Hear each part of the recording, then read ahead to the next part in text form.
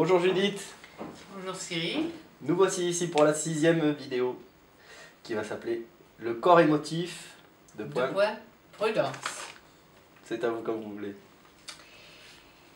Comme je vous le disais la dernière fois, le troisième et le quatrième, la troisième et la quatrième enveloppe qui nous composent humainement, je vois que je retrouve mon bonhomme de la dernière fois sur le plateau, là, sur le tableau. Les troisième et quatrième enveloppes qui nous composent humainement sont le corps, disons le corps émotif et le corps mental.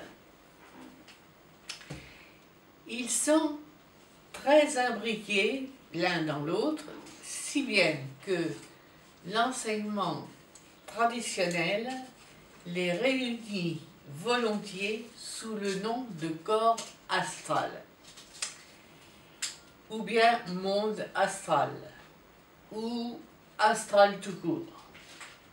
On dit aussi, plus volontiers, peut-être récemment, le mental et l'émotif. Et ce sont plutôt les noms que j'emploierai moi dans mes vidéos suivantes. Chacun des deux corps, pour reprendre ce mot, a ses caractéristiques qu'il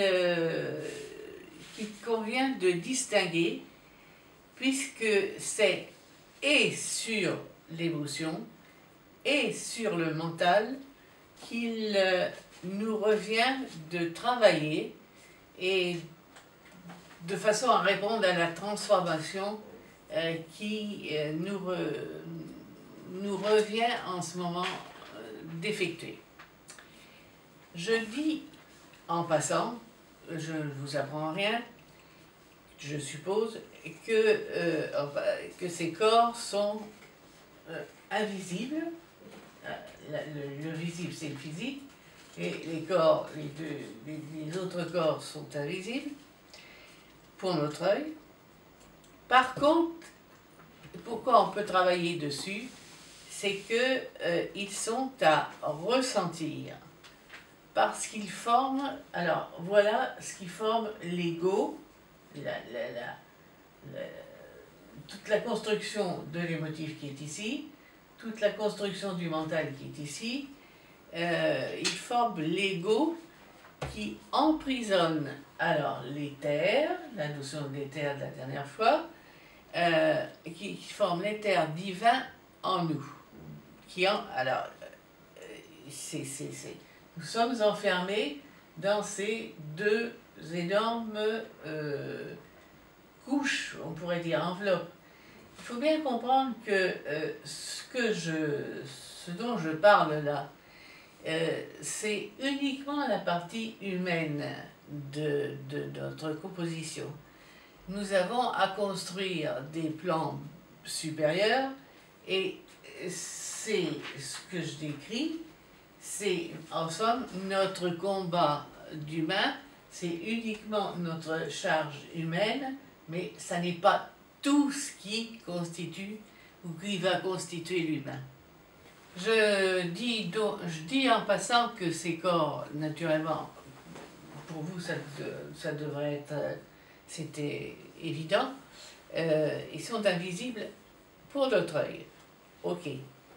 Par contre, pourquoi nous avons à travailler dessus, et comment nous avons à travailler dessus, c'est qu'ils sont à ressentir, parce qu'ils forment l'ego qui emprisonne la partie divine qui est en nous et qui est constituée par l'éther, l'éthérique, qui doit croître en nous progressivement. Ce sont les émotions et donc les émotions et donc le mental que nous avons à travailler pour nous élever. Et je signale en passant que ces mondes existent, qu'on les considère d'une façon mystique, ou qu'on les considère d'une façon scientifique, ces mondes-là, les deux parties, là, émotive et mentale, constituent pour les scientifiques actuels une grande partie de l'antimatière ou de la lumière noire. Alors continuons selon mon point de vue, enfin qui n'est pas unique d'ailleurs. On peut dire que nous vivons dans un monde mental collectif dont les pensées agissent, les pensées du mental agissent sur les émotions du monde émotif et finissent par rejoindre le physique. Bien.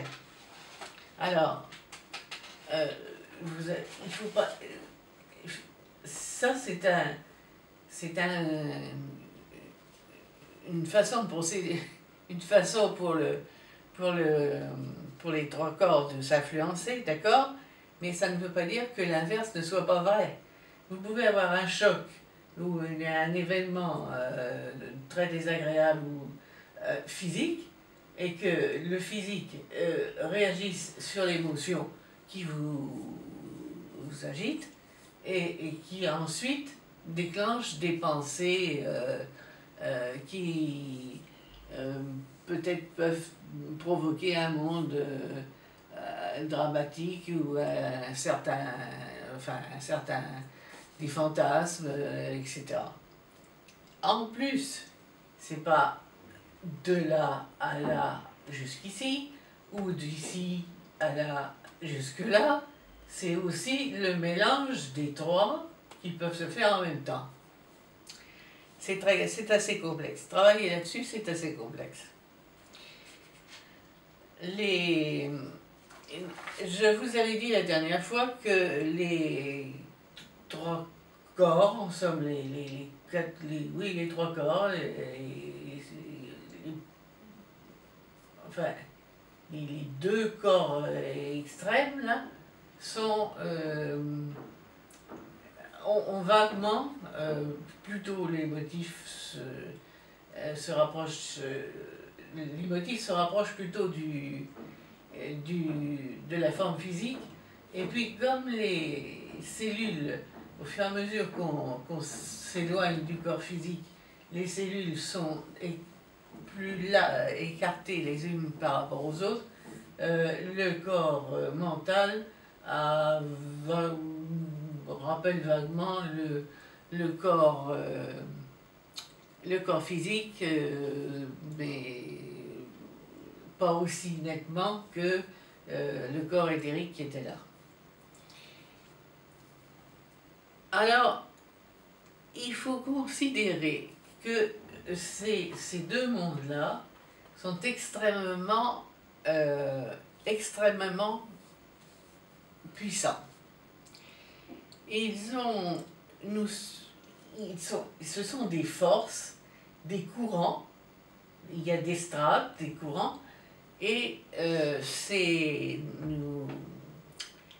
sont des forces qui nous manipulent et qui nous poussent vers l'extérieur, vers la notion de l'avoir. C'est-à-dire que avoir, posséder, accumuler, etc. Bien. Et ce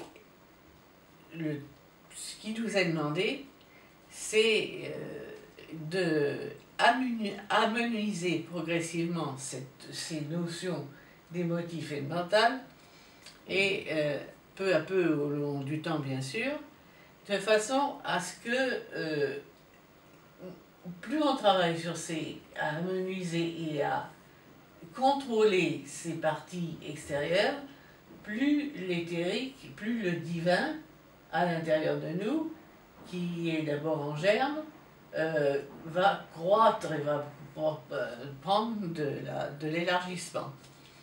Et il va prendre du coup une force, avec un F majuscule, qui peu à peu prend l'ampleur dont je vous ai parlé à plusieurs reprises, et alors une immense puissance. Alors, à ne pas confondre avec les courants qui sont puissants aussi de l'émotif et du mental, mais la partie divine va prendre une force qui est égale à la sienne, bien sûr, au fur et à mesure qu'on s'élève sur au niveau fréquentiel. Et alors là, on est rien, j'allais dire, on reprend le chemin inverse. Plutôt que d'être poussé par ces forces vers l'extérieur, on est progressivement très attiré et très orienté vers l'intérieur, et c'est l'être. Alors, l'avoir, c'est l'extérieur, la possession, le monde matériel, et la puissance qui nous attend dans on ne sait pas combien de temps, c'est l'essence. Et pourquoi, en somme, comment s'explique cette constitution?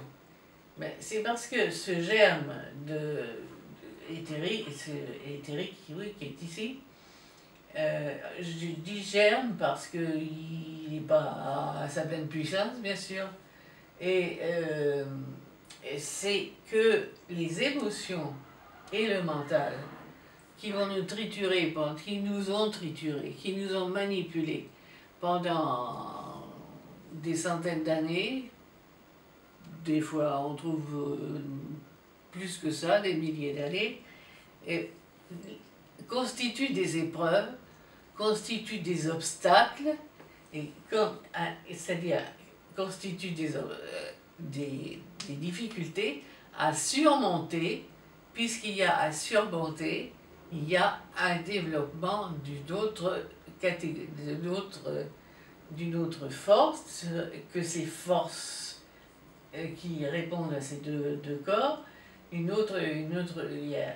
si vous dépassez un obstacle, si vous combattez l'obstacle, vous acquérez une force, évidemment. Alors, la matière émotive se caractérise par sa mobilité. C'est une matière qui évoque l'eau, si vous voulez, l'océan. Elle se forme, elle se déforme constamment, avec une remarquable compétence, à notre insu, au point de nous faire commettre des actes dont nous risquons de souffrir pendant longtemps.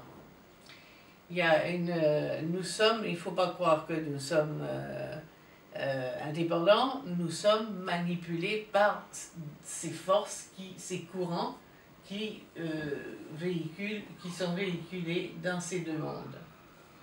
Alors, comment est-ce que elles ont une puissance telle qu'on peut en souffrir pendant longtemps? Ça peut représenter des vies, ça va d'une vie sur l'autre. Par la culpabilité qui peut durer d'une vie sur l'autre, comme je viens de le dire, ou par des conséquences physiques qui peuvent aussi durer d'une vie sur l'autre, et puis d'autres conséquences sur lesquelles je n'insiste pas parce que c'est pas le lieu ici. Pendant longtemps, l'humain que nous sommes ignore totalement ce monde. Il ignore totalement ce monde de forces invisibles qui nous manipulent. Nous sommes manipulés par tous ces courants qui nous entourent là, et qui nous rendent, pas seulement qui nous entourent, mais qui sont à l'intérieur, parce que je dis ils nous entourent, qui rentrent, tout ça c'est nous, tout ça c'est l'intérieur. Alors on croit choisir, on se croit libre, on croit décider, et on se trompe. On est trompé. Et c'est justement la notion d'obstacle à dépasser qui va nous donner progressivement la force divine très puissante. Et nous croyons libres, nous croyons indépendants, nous croyons capables de nous transformer comme j'ai vu hier soir un documentaire sur le fait de construire développer la technologie pour faire un homme qui va avoir une intelligence beaucoup plus large, enfin un humain absolument surhumain. Bon. Il faudrait considérer quand même que l'intelligence de l'humain tel qu'il est là n'est pas l'intelligence qui nous attend, c'est l'intellect, c'est pas pareil. Alors on va pas pouvoir, avec la technologie, il y a peu de chances qu'on arrive à, puisque la conception de l'humain, de lui-même, sa conception est limitée, très limitée, on va pas pouvoir, à partir d'une intelligence limitée, concevoir des machines qui vont élargir une intelligence. Alors la machine ferait le travail toute seule. Il faudrait repenser ça sérieusement.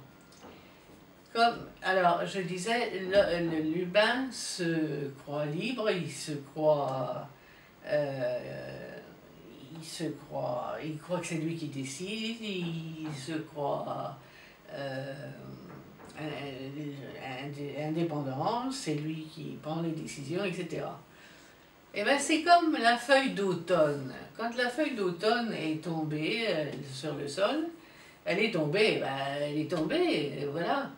Et puis c'est comme si, quand un vent souffle sur elle, elle a fait s'envoler, et ben c'est elle qui croit qu'il s'envole. Elle part de l'endroit où elle était tombée, puis elle va s'installer sur le bout du banc qui est là-bas. Voilà, nous agissons comme ça.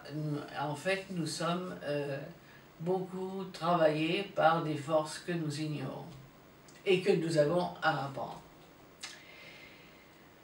À part la peur que tout le monde peut ressentir, tout le monde ressent, ou même voir venir. On ne voit pas la difficulté de travailler sur ces mondes-là pour les amenuiser, les contrôler, les maîtriser, c'est qu'on ne les voit pas venir. Et ce qu'il y a de plus, on ne sait pas de quelle sorte d'émotion il s'agit. Qu'on ait de la peine, qu'on se mette à pleurer, à rire de plaisir, etc. On ne sait pas exactement à quoi on a affaire. Comment, par exemple, il y a un grand pouvoir, je répète, dans ce monde-là, et comment envisager de travailler, de corriger, de freiner ce pouvoir des émotions sans se laisser emporter. Les émotions ont la possibilité d'emporter, de pousser l'humain vers des actes qu'il regretterait, qu'il ne sait pas distinguer, et qu'il regrettera d'avoir commis. Alors, on ne sait pas distinguer les émotions, on ne sait pas mettre de nom dessus, et par exemple, on peut confondre, c'est tout à fait possible de confondre une notion de compassion avec un geste généreux totalement pour soi. La compassion peut être, c'est plutôt l'émotion qui draine les seins, mais elle peut exister aussi chez des gens qui ne sont pas des saints et qui sont pour l'ego, qui sont pour soi et qui donnent une enflure à une des émotions principales qui draine, qui court, qui se déforme dans le monde émotif, c'est l'orgueil. Alors, on a affaire à un monde couramment, pendant longtemps, on a affaire à un monde flou.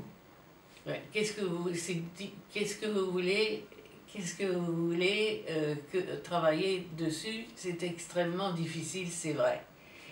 Regardez l'enthousiasme, par exemple, d'une foule qui vient de gagner le gros lot, ou je sais pas moi, le voyage de ses rêves, ou au football, tiens, mon Dieu, le football. Regardez l'enthousiasme qu'il peut y avoir. Ben, qu'est-ce que c'est que tout ce mélange de foule? Il y a autant d'émotions qu'il y a de personnes qui constituent la foule, mais qu'est-ce que c'est que c'est l'enthousiasme mais même chez une personne seule, individuelle, il y a un flou, il y a un encombrement, d'émotions qu'il faudrait pouvoir distinguer pour travailler dessus. J'ai souvent entendu, alors dans les séminaires, des gens qui confondaient l'émotion et la portée de cette émotion sur le plan physique. Par exemple, je me souviendrai, on me dit, ça m'est arrivé une fois, mais enfin, que par exemple l'injustice, c'est une émotion. Non, l'injustice, c'est pas une émotion. Ce qu'il faudrait entendre, ce qu'il faudrait pouvoir dire, ce qu'il faudrait réaliser, c'est que, par exemple, bon, je ne prends pas le mot aime, hein, parce que aime, j'aime pas, ça, on l'a assez répété. Mais ce qu'il faudrait entendre, c'est je suis hostile, je déteste, je n'ai que de l'animosité pour ce que je prends, pour de la justice. Alors, il va falloir peut-être envisager une vidéo entre la justesse et la justice, c'est pas la même chose. Alors, ça, voilà, détester, hostilité, animosité, aversion, ce sont des émotions. Mais, ah oui, aussi, je me souviens de cette fois où, à plusieurs reprises, de confusion entre l'émotion et sa portée physique. Par exemple, dispute. Une agression, une dispute, ce ne sont pas des émotions. Ce sont des conséquences d'émotions, mais ce ne sont pas des émotions. L'amour, tel que nous le concevons, attention, dans cette partie humaine uniquement, l'amour tel que nous le concevons, sauf exception, c'est être émotif. Et l'amour vers lequel nous allons lentement, mais sûrement, probablement, aura l'amour vers lequel nous allons, ce n'est pas émotif. Et alors, il y a quelque chose d'intéressant à remarquer, c'est parce que nous sommes passés et nous avons constaté le défaut, l'erreur, enfin, la fragilité, d'une certaine manière. Il y a une force, mais il y a une fragilité en même temps. Nous avons connu les émotions purement humaines, uniquement humaines. Nous les avons dépassées, et là, c'est là que nous pourront déboucher à ce moment-là sur un amour qu'on dit inconditionnel, c'est-à-dire un amour qui n'est pas émotif, justement, et qui n'appartient pas à ces... ou qui a des germes, mais qui n'appartient pas du tout, qui dépasse la constitution proprement humaine, qui dépasse de très loin. Mais nous y allons. Ce qu'on sait... Alors, ce qui est intéressant aussi, c'est que ce qu'on sait le mieux reconnaître à partir d'un certain moment, hein, quand on commence à être un peu mûr, entendons-nous, conscient, c'est que ce qu'on commence à reconnaître comme et à distinguer comme en tant qu'émotion qui ne se mélange pas avec une autre, c'est les émotions les plus basses, c'est-à-dire celles dans lesquelles on est le plus pris, et ce sont des émotions de très basse vibration. Alors, à partir du moment où on peut commencer à mettre un nom, ou quand on peut commencer à distinguer une émotion, c'est qu'on a déjà beaucoup vécu. Je ne dis pas travailler sur soi.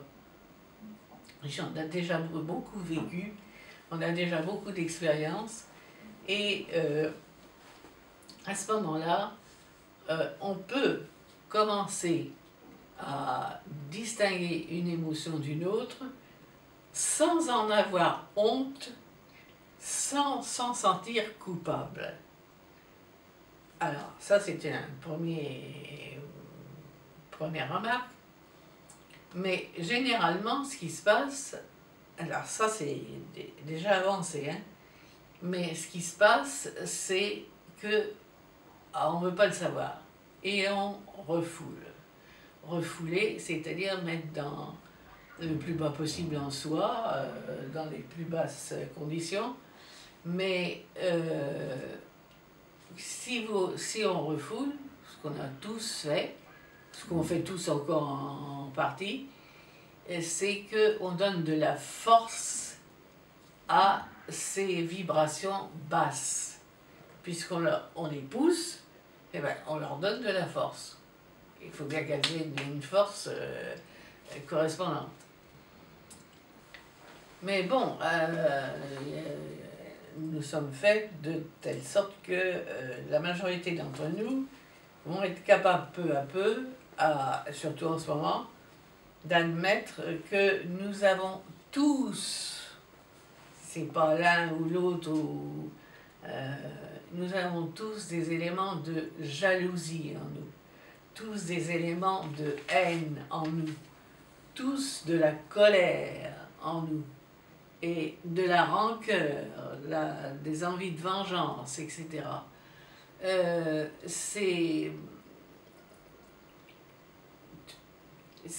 n'y a pas d'exception. Il y a des gens qui sont plus évolués les uns que les autres parce qu'ils ont vécu plus longtemps, ou alors plus sérieusement en fonction de lois bien précises.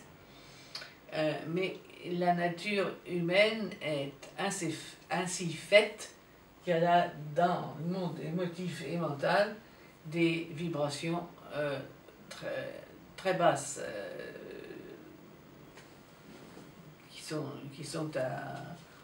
qui évidemment on ne peut pas faire celle-là, on ne peut pas faire autrement que de les reconnaître. Alors, qu'est-ce qui se... Puisque de toute façon, à ce moment-là, d'autres réagissent contre ces basses vibrations, eh bien, la réaction des autres fait que peu à peu, nous allons nous en sortir de cette engeance-là, si vous voulez.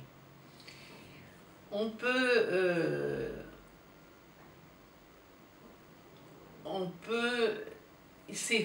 on a en nous les éléments, donc venant beaucoup de l'éthérique, nous avons en nous les éléments pour transformer peu à peu ces émotions de basse vibration en émotions, oui, de plus haute vibration.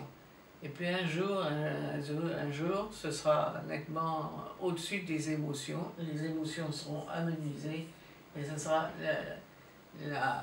les courants seront beaucoup plus fins. Alors, l'observation ça revient à quoi? C'est le travail dont je parle depuis le début. Ça s'appelle aussi l'observation de soi.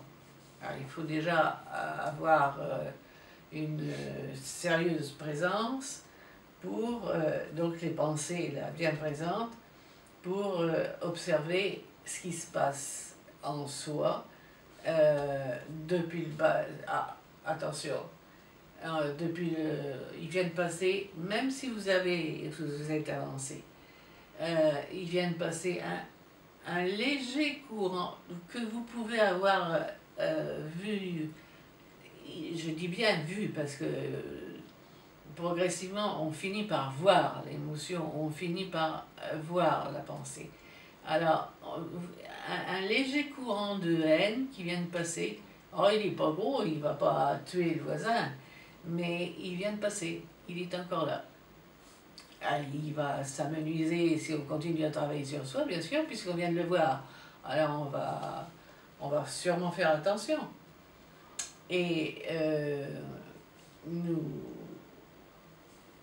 ce qui nous aide, c'est que au fur et à mesure qu'on fait attention à ce qui se passe en soi, à ce qui se passe en relation avec les autres, nous avons la possibilité de développer la lumière, parce que c'est une lumière, la lumière de l'éther en nous. Du coup, nous pouvons accéder progressivement à une force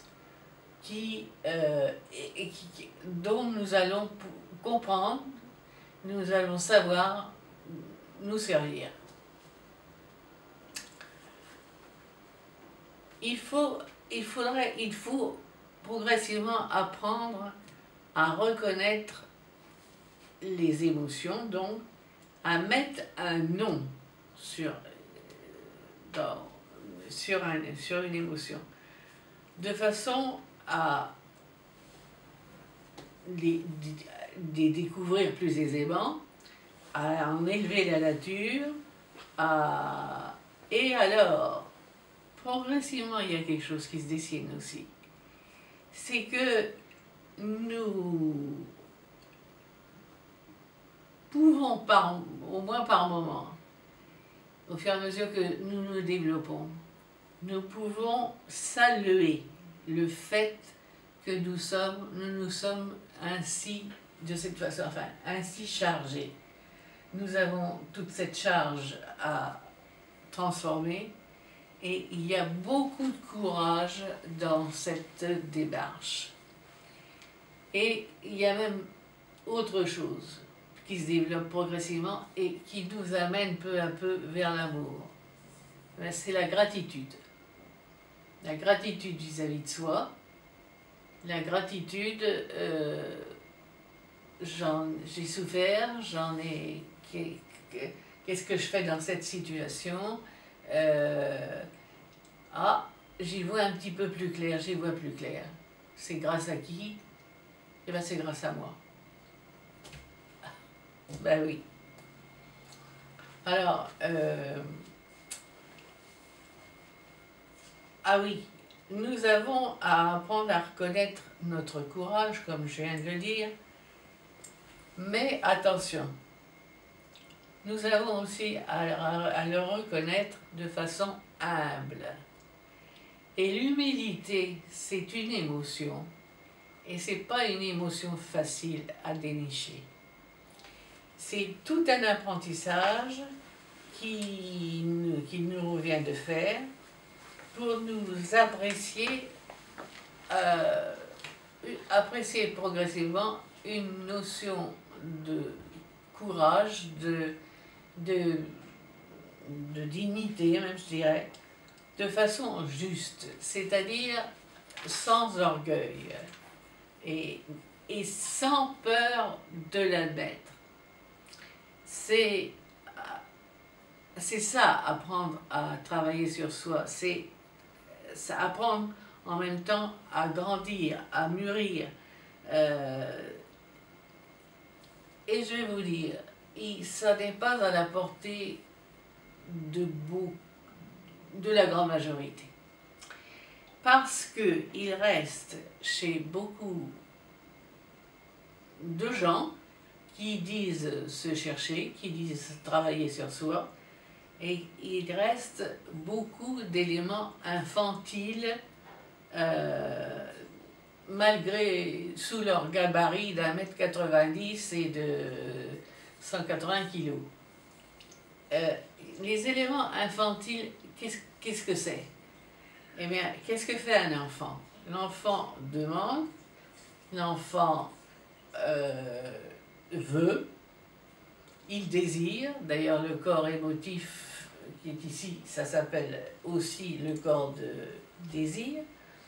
Et l'infantilisme qui reste en nous, c'est je veux comme un enfant, je veux toujours plus. Qu'est-ce qui se passe? Pourquoi on a une société comme elle est actuellement? C'est parce que, actuellement, si on parcourt l'histoire, on trouvera la même chose. C'est que c'est pas assez, c'est toujours plus. Je vais en mettre surtout avec la notion de l'argent, surtout la notion des femmes, ce que vous voudrez, mais c'est toujours la notion de toujours plus. Ça, c'est l'infantilisme. Et ça reste longtemps en nous, ça. Et on ne s'en aperçoit pas. Ou alors, il y a une autre façon de le dire, moi, j'ai pas de chance. Je me débrouille pour donner de façon à recevoir de plus en plus. Je donne et je reçois de plus en plus. Je vais même étouffer sous l'accumulation. Il y a des maisons où, un peu partout, surtout en France peut-être, mais pas seulement, bien sûr, où il y a une telle accumulation d'objets de Noël, d'il y a 10 ans jusqu'à Pâques, jusqu'à, je sais pas, 15 août, je sais pas, bref, il y a une telle accumulation que il y a un encombrement d'émotions, et là-dessous, qu'est-ce qu'il y a? La notion de victime. Et ça, la notion de victime, c'est pour tout le monde. Même celui qui travaille, encore sur lui, il faut, ça c'est une des notions à découvrir et à mûrir et à transformer. C'est à transformer surtout en ce moment, puisque je vous l'ai déjà dit, c'est en ce moment que la Terre se transforme et nous avons à nous élever en même temps qu'elle. Alors, la victime, il va falloir qu'elle se tienne. La victime est plutôt penchée, dolente. Et là, il va falloir qu'elle se lève. Ça ne sera plus une victime. C'est beaucoup de travail. C'est surtout pas mal de temps. Et c'est du temps à, comme je vous l'ai fait apercevoir tout à l'heure, c'est du temps à rattraper de l'extérieur pour venir examiner tout ce qui peut nous passer, même du coin de l'œil, parce qu'on finit par voir l'émotion, on finit par la voir. Elle est invisible, mais on finit par, je dis bien, non, pas seulement ressentir, mais la voir. Et c'est soulever cette notion de victime dont je viens de ne pas marcher dans cette notion de victime, et puis donne-moi ci, puis donne-moi ça, et puis fais ci, et puis fais ça, c'est pour nous délivrer de la souffrance. Parce que ces épreuves successives, il n'y a pas une vie qui y échappe, ces épreuves successives sont quand même, représentent notre souffrance.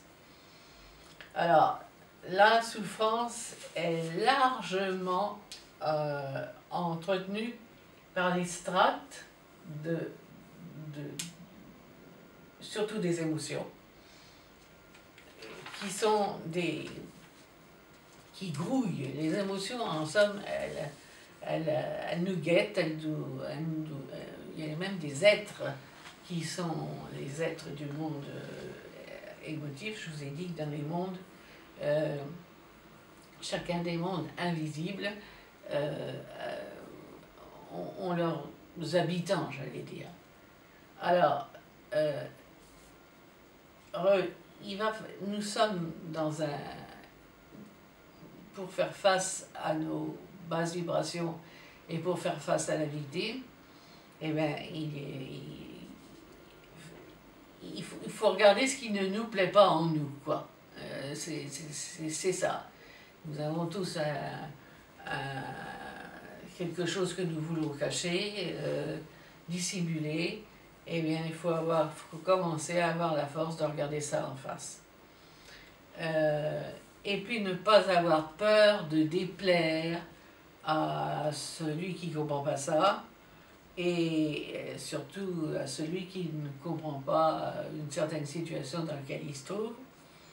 Et progressivement, c'est l'élargissement dont je vous ai déjà parlé qui est en train de se mettre en route, à condition de ne pas compter les dizaines d'années. 10 ans, c'est pas grand-chose, à condition de ne pas compter non plus les cinquantaines d'années, et à condition de ne pas compter peut-être les vies. Bouddha disait qu'il en avait au moins 500. Je ne veux pas vous désespérer, c'est pas ça, nous y allons. Nous allons dans le bon sens. Alors,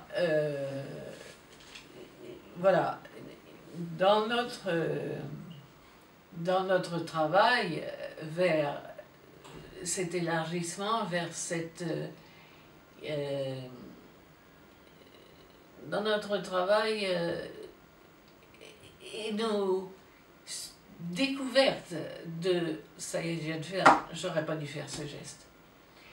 Eh bien, je l'ai fait. Ça existe dans la nature humaine et je ne me condamne pas. Et progressivement, c'est ça, ça sera ça. Ça sera l'amour. Pas l'amour émotif, mais l'amour beaucoup plus puissant que l'amour émotif, parce que l'amour émotif humain a sa fragilité, il fait peur, il comporte de la peur, parce qu'il comporte de l'abandon. Et ça, c'est terrible. Pour l'humain, c'est terrible. Et voilà ce que je peux vous dire pour l'instant de ce qui concerne la notion d'émotion, la notion du monde émotif. Mais attendez, il y aura des suites, parce que la notion d'émotion et la notion de mental qui représente l'ego ici, le mental, j'en ai pas encore parlé, ça ne sera pas pour la prochaine fois. Ce qui donne une idée d'élargissement, de vibrations de plus en plus fines, ben, écoutez une cantate de Bach par exemple, et c'est dans la finesse des vibrations que nous allons découvrir effectivement la notion de l'amour non émotif. Il est beaucoup plus fort, beaucoup plus fin, et il ne condamne pas. Il n'y a pas de condamnation, il n'y a pas de jugement, il n'y a pas de condamnation. Les hommes condamnent les hommes, mais pas vous trouverez pas de condamnation. Il y a un amour dans les prisons du Texas, par exemple. Il y a la notion de l'amour déjà, elle y est, mais le prisonnier qui va être condamné, il va être condamné par des hommes, par un amour, par une haine, mais il sera l'amour du divin. Elle est là, elle assiste, mais elle ne condamne pas. Et voilà, voilà, j'allais dire, pour les motifs, voilà pour ce que j'ai à vous dire pour aujourd'hui. Mais il va y avoir une suite, parce que le monde émotif est un monde extrêmement manipulateur, extrêmement fort, extrêmement...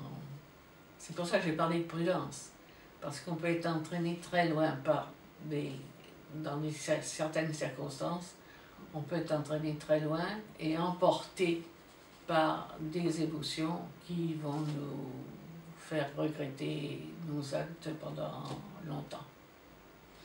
Donc on entendra parler des émotions, mais en deuxième étape, ou en troisième étape, et comment dire, ça ne sera pas de ton. Voilà ce que j'ai à vous dire pour aujourd'hui sur les émotions. Merci beaucoup, Judith. Je vous en prie. Quelle justesse. Quelle justesse. Justesse, oui. Vive l'amour alors. Ah oui, on n'y est pas.